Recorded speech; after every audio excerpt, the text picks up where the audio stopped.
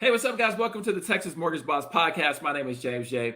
And today I'm going to be joined by one of my good friends, Tony Orozco with eXp Realty. And Tony and I are going to discuss some 2022 bold predictions. Is the market going to fall apart in 2022? Let's discuss.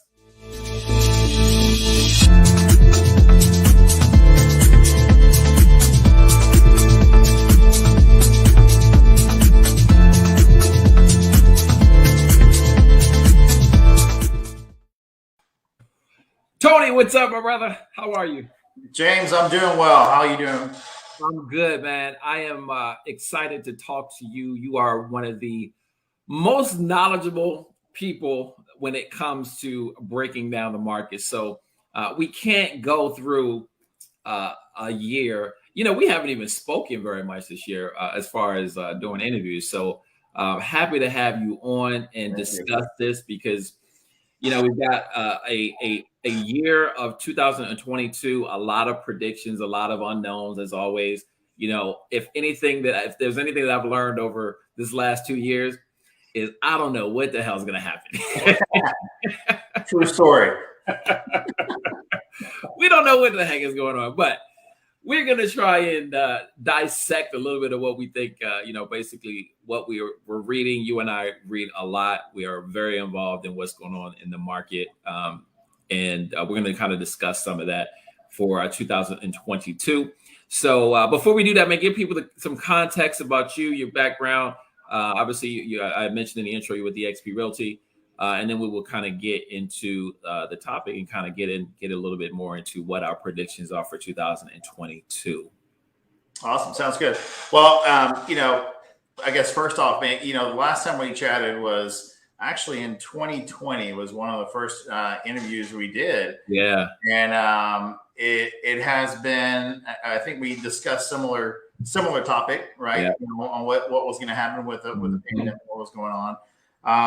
But so it's neat to kind of make full circle a year later and recap and see what were our predictions back then. We may need to go back and revisit those. But we do. And that was before all the craziness of COVID.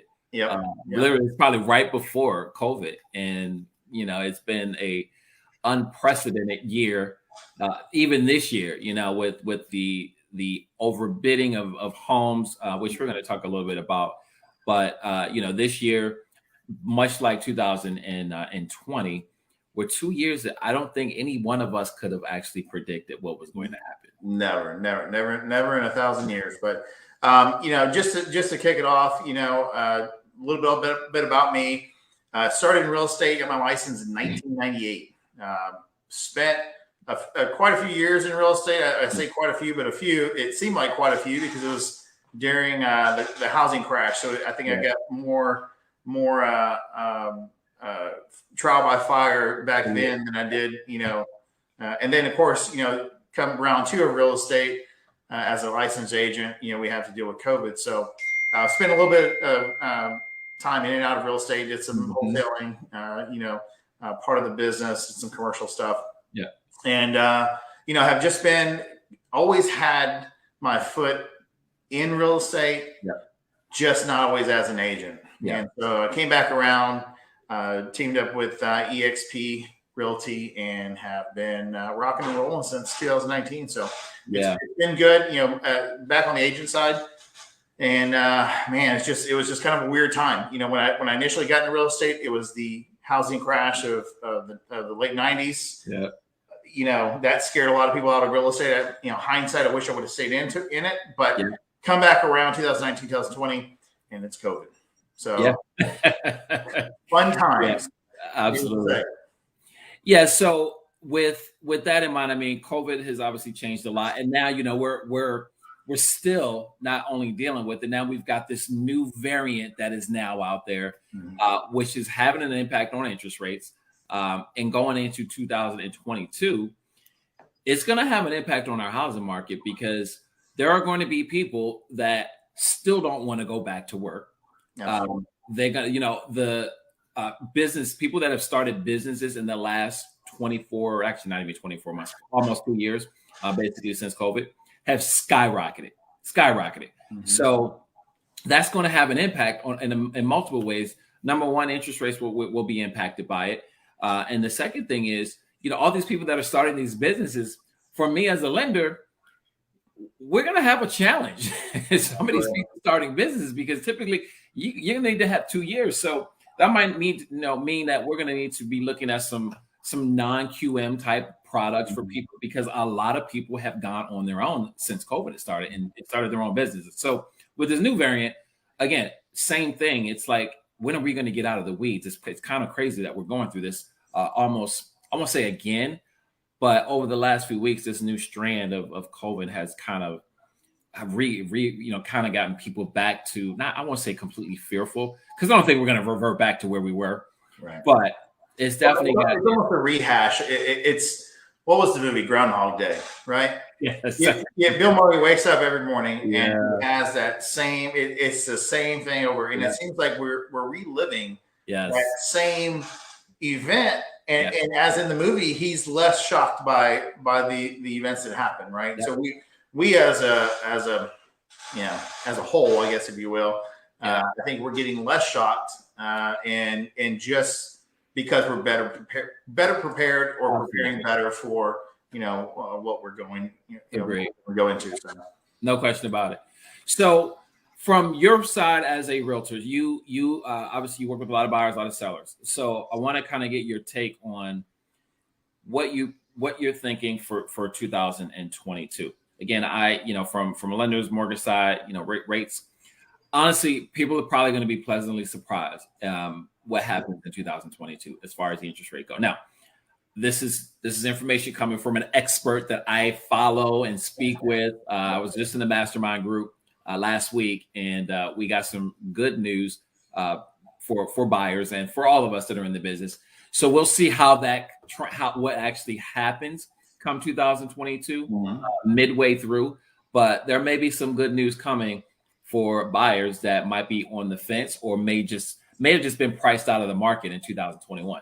So I want to get let's just start with buyers for 2022, kind of get your thoughts. Because again, I know you're very, very well versed on this. You're really reading a lot. And then we'll kind of switch to a little bit to the sellers and see what your thoughts on well, I think you can almost, it's hard to even start with talking about a buyer unless you do kind of recap something of the seller side. Yeah, true. Yeah. Purely because that is, it's all related, right? The interest, absolutely, value of the dollar, the buying power, and availability of inventory. So just hindsight a little bit.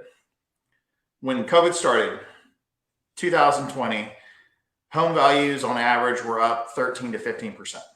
Okay, and is what we saw on this side, and that was the value of the home. Now, and this is data from CoreLogic, since September of 2020, year to date to now, values have increased an additional 18%. Yeah, we're talking a 30% value increase in real estate. Yep. That is ridiculous. I mean, there's almost no investment you can do where you get that type of return. Nope. And let alone be it consistent, right? And they're still predicting an additional 5% increase in home values for 2022. Now, how does that tie into the buyer side? Well, that's where the value of the dollar and the interest rate for buyers in taking advantage of those low rates as they are now allows them to obviously absorb some of that and gives them more buying power for what they need. I think there's another factor that's going to come into play with buyers, and that's going to be some of these large hedge funds, these large holdings that hold a lot of real estate. Yeah, they're going to start releasing some of that, right? I mean, everyone's going to take advantage of the strong market, and so I think with the release of a lot of that inventory from some of these bigger hedge fund buyers that hold millions of roofs of real estate. Yeah, that's going to help. That's going to help decrease that high demand of homes slightly in combination with a lot of other things that are going to happen. Yeah, but I think that's great for buyers. That's really going to help them out. It's going to help kind of level off that that excitement, that high demand. Man, I've got to go in high. I've got to bid high. I've got to that mentality. and is really going to help out the buyer in the long run. I don't foresee that happening within the next 6 months, but I feel like that's going to really start to affect and come into play probably April, May of next year, maybe June. No, I'm with you, because you may have seen it as well, but I mean, I've already seen it just in the last quarter. It's slowed down just a little, where people can actually make a decision or not have to make a decision on the spot. Whereas, first 6 months of the year, it's like, don't leave this house without drawing up the contract right now. So it's in the offer. Right. We've seen that. I've seen it slow down just a little to where people can actually get in. First time buyers can actually get in. They're not being priced out of the market. I just did a video a couple weeks ago and talking about the fact that there's so many investors that are buying real estate. Not when you mentioned this about these hedge funds, but they're just investors that are just buying up real estate, which is also part of the reason why some of this pricing has gone up and up and up. Yeah. Not just in Texas.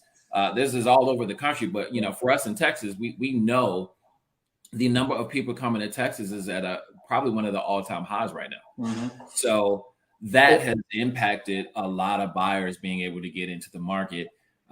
When you've got investors who will pay cash often, and who will also pay over. Now, I want you to talk about this because we chatted about this a little bit about the iBuying situation, right? Everybody knows about the Zillow situation. We all know about that. But you had mentioned there's another company, and this is piggybacking on the fact that I'm talking about prices being bid up. So there was another company that you had mentioned. I want you to kind of touch on this a little bit about a company that bought 49 homes. And this is in Texas. This is in Texas. It was an interesting article, and I probably we'll probably share it with you here once I can relocate the article. But so just high level situation was this particular iBuy company owned 49 roofs in a particular subdivision. Standard seller, everyday seller goes and says, "Hey man, I'm gonna go ahead and put my house on the market, take advantage of these great prices." Puts the house on the market. This iBuyer comes in and pays $50,000 over asking price for no reason. Other than we're going to pay $50,000 over asking price. Well, after a little, obviously some confusion of, hey, why are you making such a strong offer? And then they realize, hey, this is a investment firm, an iBuyer. Come to find out, they owned quite a good staple of homes and roofs in a subdivision. Essentially, what they were doing by default is driving up the value of their own real estate. So as they do this and they increase the value because as and many of our, obviously all of our partners in real estate, our homes that are selling the real estate appraiser has to have a comparable home that sold recently in that subdivision, right? So by them paying more for a home in their particular subdivision where they own that many roofs, they are then in return increasing and providing substantial and concrete appraisals and comps for the sale of their home. So all they're doing is front loading their deals, even though it's costing them $50,000 over what retail would be. They're then in return going to increase the value of their 50 roofs versus that one roof that they paid, $50,000 over for. So if they were to increase their other homes by the same 50, now you see the sudden increase. There's over $1 million in instant equity in their holdings versus what they were paying $50,000. So it's big picture things, obviously on the investment side, but just interesting things that we look for. I think on average, I was reading some information that I think it was by I think it was Realty Track that put it out on the average amount of offers per listing. Right. Last year, 2020 was on average, there was 10 offers on a single listing. I think now you can tell the difference where it's cooled down a little bit. Where the average is around 6. And just before we came on, you and I were discussing. It's like I haven't had a listing go longer than 48 hours Yeah. without multiple offers, and at least you're accepting an offer. Yeah. And I had one go live today that had an offer before it's even able to be shown. It's already got an offer coming in. So we are still seeing the drive in the market, that it's still hot. I do, and we can obviously segue this off into economy, but I do feel like with the looming conditions of inflation, that the risk and potential of interest rates to increase in the future are kind of where we would normally see a slowdown in the market. It's actually having the opposite effect, because if the interest rates increase or have a potential to increase due to inflation, if inflation keeps going up, people are now having that rekindling of hey, we need to get our business done. We need to purchase a home now before the market does go the opposite direction. So, and just so I want to clarify so people really understand, like, inflation. Okay, what that does. So essentially, prices for goods and services is going to go up, which means the value of our money is a little bit depreciated. I mean, it goes down. That's essentially what this is. So when that happens, oftentimes, yes, interest rates could increase to kind of slow down the inflation, because people's money is now worth less, essentially. So just to have a high level understanding of what simple understanding of inflation and how that affects the real estate market. But the real estate market is such a huge barometer for this country, just in general, right? GDP, I mean, everything. Home ownership is such a huge barometer when it comes to how the economy is doing. So, if we have inflation, and I don't want to say if, Tony, I say when. I don't think there's a matter. It's not an if. It's when, and I do think it's going to happen as well. And I personally believe it's already. It's we can see it in everyday purchases as we may not be calling it inflation. We're not putting the title on it because we're not trying to send the economy into a downward spiral. But quite frankly, I think it's already upon us. It's just a matter of, are we going to let it get out of control, or how are we going to control that? And I think that's the fear that those who have paid attention and have a finger on the pulse of the economy and what's going on in the world really kind of take in. It's like we need to make those decisions. And I have on top of the residential side, I do commercial as well. Right. And I've got a number of physicians that I work with that they see that as. And they see that as, hey, we need to, make a move and purchase commercial real estate. We need, whether it be an office space or whether it be land to develop their own property. Because on the commercial side, I didn't realize it as much as, obviously as I did as in residential, but more and more commercial property is selling almost as fast as residential. And we're talking multi-million dollar deals, not in multi-million dollar deals, not just your average home price of $380,000, $400,000. I mean, it's crazy. So there's a lot of that. You see a lot of that shifting and moving on both commercial side and residential side. And like you said earlier, the investment side. A lot of these investors are coming in, and not only are they buying a property, but they're also selling property. Yeah. No, you're 100% right. And if there's a buyer that is looking at, because I know you've heard this, I've heard it multiple times about this 2022 market crash, right? Oh, it's going to be like 2008. This is the big difference. And I want you equity, and you spoke to this. I want to kind of dive back to this, because you said the amount of appreciation that people are having was at 18%. Okay, so it's at an all-time high right now as far as the level that these homes have been appreciating.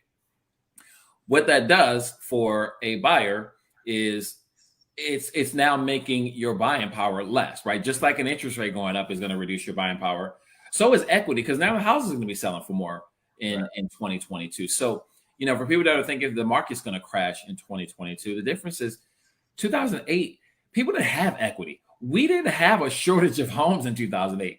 We had too many homes. Right. Exactly. So that's why these homes were just foreclosures, like whole neighborhoods foreclosed. People were getting into loans that they couldn't afford. Lenders were, making a ton of money back then.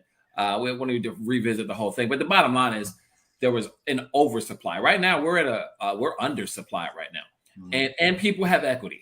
So two different big differentiation factors between 2020 going into 2021 going into 2022 versus 2008. So, this whole market crash that I keep hearing, I don't see it coming at all. 2022 is going to be just as crazy to me as this year has been. Just not. Well, let me back that up. Not crazy in the sense that we're seeing people having to overbid 30, 40, 50, all these multiple offer situations, kind of like the first part of this year. Right. But we're still going to probably see, because a lot of people couldn't get into home ownership this year. They wanted to, they couldn't. Yeah. A lot of buyer fatigue, from making multiple offers. I talked to so many buyers and agents that, they're like, hey, I need a pre-approval letter for this or this and this. Hey, it's just been a very, very fatiguing year on the buyer side, and probably for the sellers too, in some sense, because you working with the seller, you have to sift through all these offers. Every single one, and it becomes, you're earning your stripes, right? Going through multiple offers, and I always tell clients that, listen, highest price is not always the best offer, right? Sometimes we get too fixated on that $1 amount of, hey, we're going to offer 10 grand over list. Well, that doesn't mean it's the best offer. Yeah, you always have to really vet every single thing out. And another article I read about inventory is like, still year over year from last year, we're still 13% short over last year's numbers, over last year's shortage, right? So we're still trending in a negative when it comes to inventory. And you see a lot of these things when you sit back and you look at them, you say, okay, well, we got shortage of inventory, we have potential inflation on the rise, we have interest rates that are record lows, but could potentially go higher. And we still have a high demand of home buyers. And you kind of wonder where it comes to a head. And I think that I've given high praises to appraisers over the last 2 years, just in the sense of, I think they've really they've held, our feet to the fire, lenders, listing agents, buyers, in the sense of, keeping home values at a solid appraised value. But the increase in value is still trending upward. And there's really no sign of that part of it. I think reports are saying that, if the market does slow down, we may decrease the home values about 5%. Right. Yeah. But we've seen a 30% increase in home values in the last 2 years. Yeah. So it's not going to go backward. It's not going to start sliding. No. So I think that the frenzy of things is it's slow to moderation, but I think that we are going to see a nice kind of fast paced first part of 2022, and then maybe we'll see some a little bit of slowing, moderately slowing in the middle of 2022. These home builders, so I just read something about the home builders and where they are, because they can't build enough homes right now. But the builders kind of like the position that they're in. Absolutely. They actually like the position that they're in right now.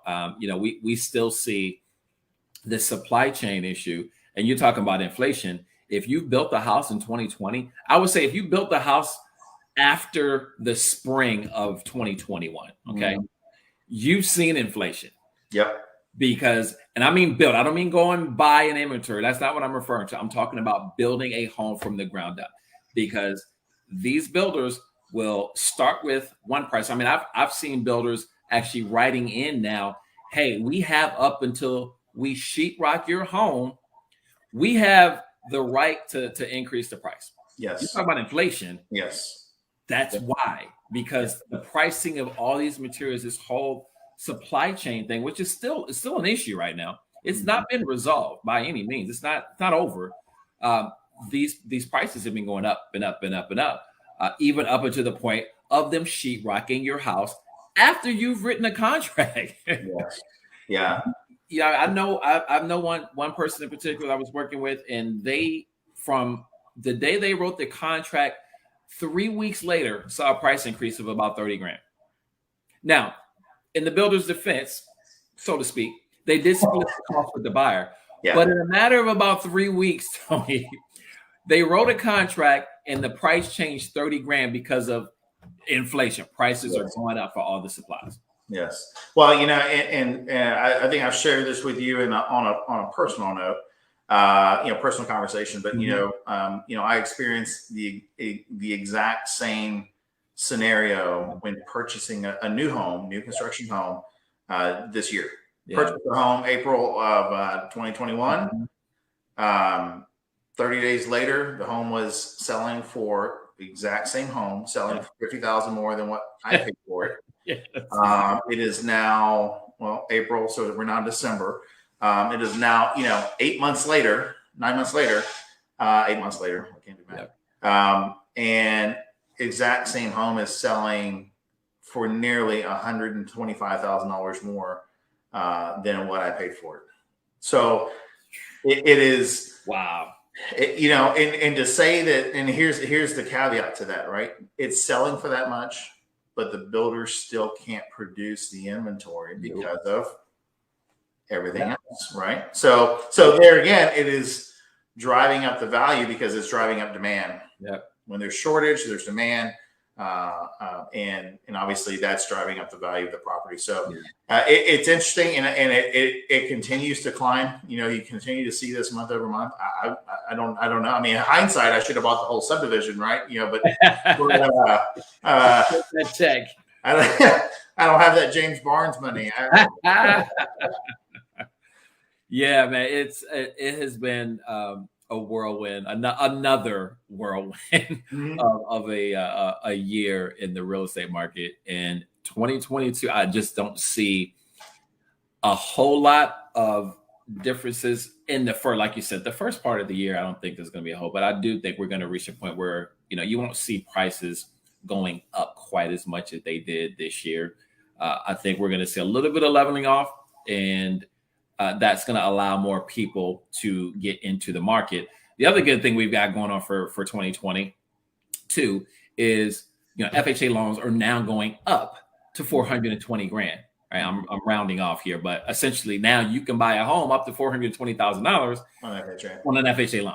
Yep. Which is huge for us because there's a lot of FHA loans in Houston and Texas, period. Honestly, this is a big, our real estate market is very reasonable considering if you're comparing it to some of these other places where people are moving here from, California, right? All the high Seattle. I was just in a mastermind. My mastermind coach is from Seattle. You can't find a home out there. He basically said for less than about $400,000 or $500,000. Yeah, can't find one in Seattle. It's insane. Yeah. So because of that, again, we know people are coming to Texas like crazy. Again, Florida is the same thing. Tennessee, Arizona, these states that have really, really what I would consider reasonable real estate. But I've never owned a home anywhere but Texas. So for me, this is all I'm used to. Yeah. People that come here from out of state, they can't believe the cost of real estate here, which is part of the I'm saying problem, but part of the issue for some of these buyers trying to get into the market because these people will come in and pay cash for it. Yeah, and we are seeing a lot of that, and I think one of the other, since you mentioned FHA, increasing their availability, of price. Yeah. VA. I mean, you look at what VA did, right? I mean, there's no cap. Yeah. Nope. And I, in working with a lot of veterans that I do, and obviously, and I think that's pretty awesome. I think, not that the cap was ever necessarily, it just didn't make any sense really. Yeah. Why even have a cap at that point? Yeah.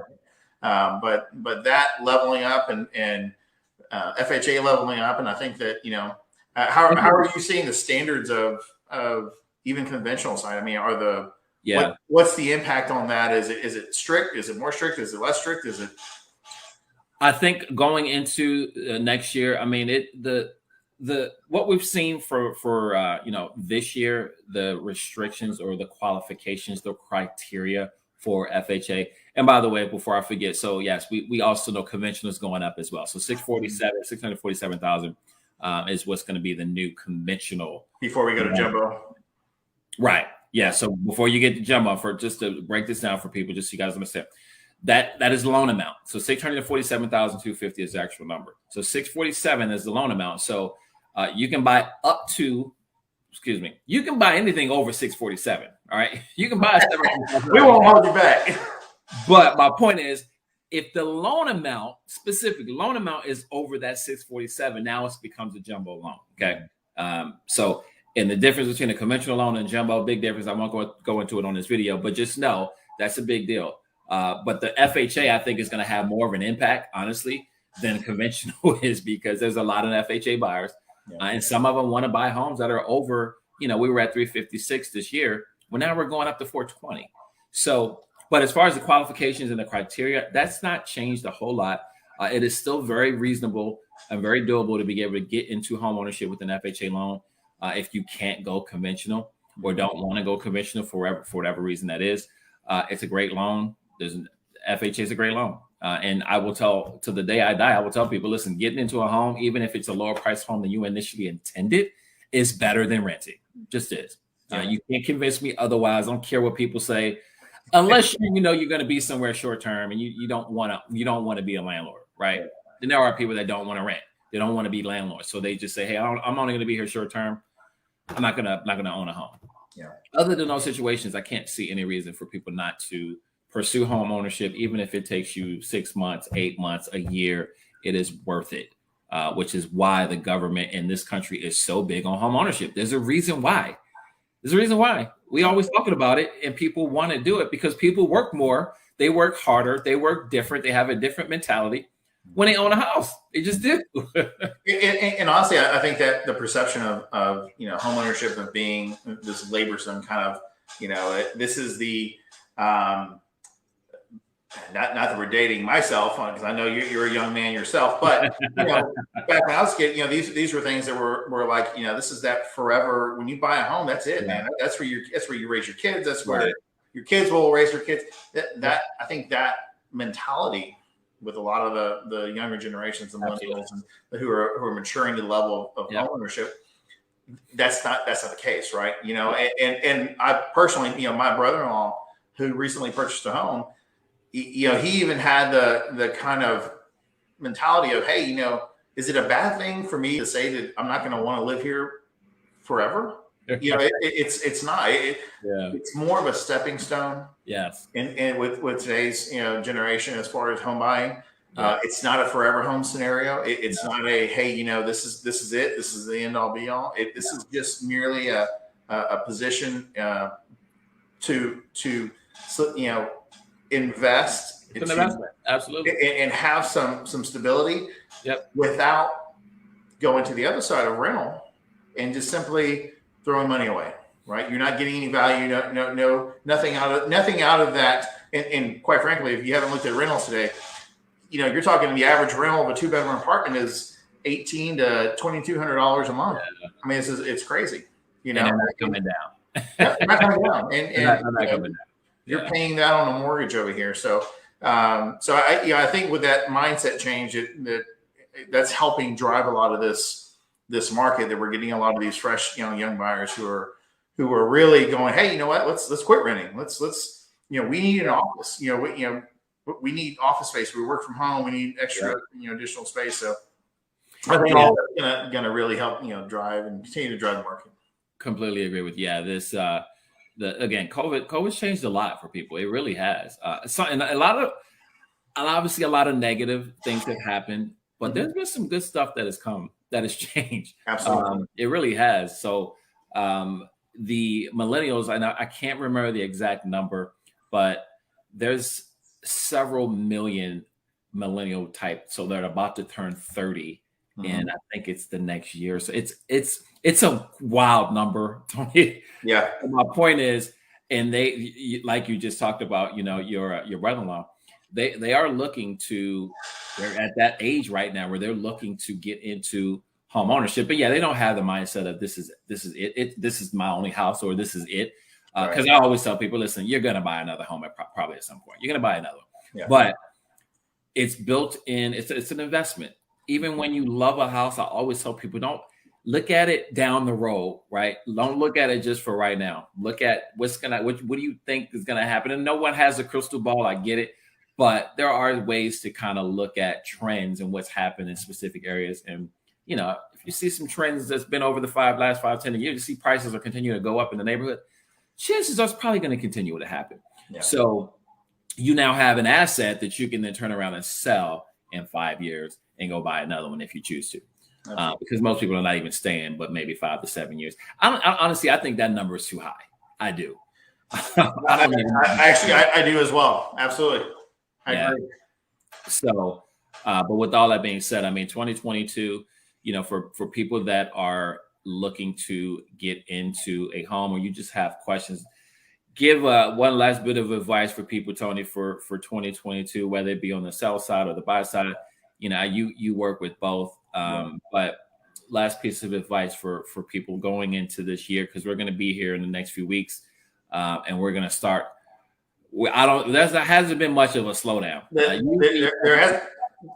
hasn't been a wind down for the year. Yeah, and I think that if I could give, and actually I give this advice to everyone, is you know, guys like you who are extremely knowledgeable on the mortgage side and availability and guidance and what people need to prepare for to purchase a home are you know, it's invaluable, right? The knowledge and information and the experience. Same thing goes for realtors. And this is not a personal plug. This is a piece of advice that if it's not me, make sure that the person that you do tap into, you're ready to make that purchase, ready to make that decision.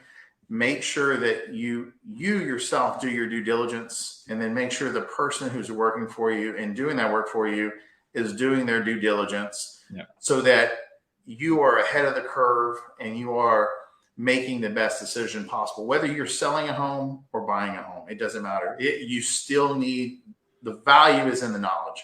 The value is in the experience and what and how they are going to handle your your transaction. So make a wise decision. Yeah. And seek out those who are really trying to work for you and stay on top of the market. Yeah. Great advice, man. I appreciate it. And for anybody that wants to reach you, what is the best way? What's your phone number? Give out your Instagram or Facebook, whatever your contact information. What's the best for people to reach? So anyone can reach me directly on my cell phone, 713-591-6966. Shoot me a text, give me a call. You can also email me at Antonio Orozco, or Antonio.Orozco, the fourth at exprealty.com. And I'm sure you'll put that in a link.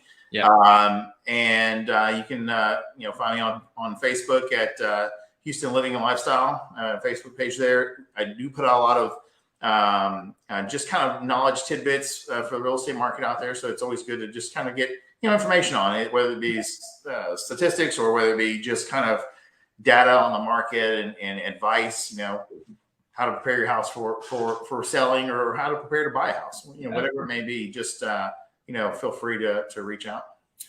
Yeah. So if you guys are watching, you've got the information there. If you're listening on podcasts, again, make sure you reach out to Tony on Facebook, Houston Living and Lifestyle. You can find him there, track him down, and get the rest of his information. Ask any questions. He's an absolute wonderful resource and full of knowledge. And the way you break stuff down, Tony, is great, man. So you take a very complicated topic sometimes, because this stuff can get really, really convoluted and complicated, and talk about, how inflation and all. And for a lot of people, they're not into this stuff. They just want to buy a house. Yeah. They don't understand that, but you break it down for people to understand. And you really do a great job of educating people. And you're not just, I want to get this person into a home so I can get my commission check. And you know, there's a lot of those out there. They just are. There are a lot. Yes. Unfortunately, it is. But yeah, you guys need to do your due diligence when you're looking to hire a realtor. So definitely reach out to Tony. He's a great resource. Also, make sure you guys please go like, subscribe, and share over on YouTube, mortgagebosstv.com on YouTube, mortgagebosstv.com on YouTube. And also, if you guys are in the market for a home, or if you know someone who's in the market for a home, I have a free guide that I can send out to you as well. All you need to do is go over to jamesjblog.com, fill out some basic information there. I'll send you the guide for free. So, Tony, thank you so much, brother. I appreciate you. And we will do this again. 2022 is around the corner, guys. Get somebody good in your corner. Call Tony. Right. And we will revisit in June of 2022, and we'll check our predictions. Sounds good, brother. I appreciate it. Thank you guys for watching. We'll see you guys in the next video.